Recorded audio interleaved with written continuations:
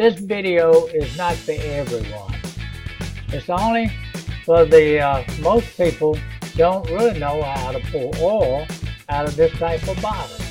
This bottle is made in a way, if you pour it with the full part of the bottle down at the bottom, it will cause it to jump and it won't run smoothly.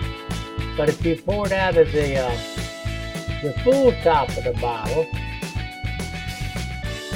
it'll come out nice and smoothly, and you stand less chance of losing not even the first drop. It'll work real smoothly.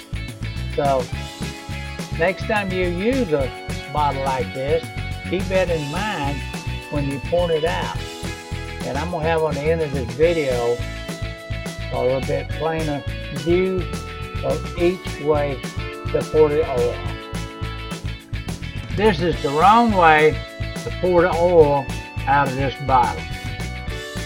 I'm going to use the big part at the bottom, and I'm going to go ahead and pour it and watch how it jumps when I start pouring it out. It should pour out nice and smoothly in this type of bottle. I'm going to show you how it works. I don't have to, I'll let it back down.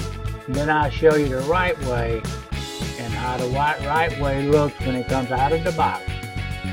This is the right way to pour the oil out of this type of bottle.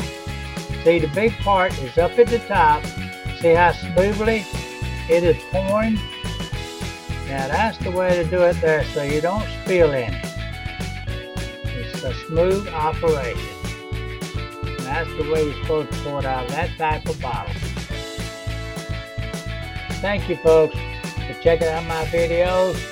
I try to get them as clean as I possibly can. This is the second time I've done this.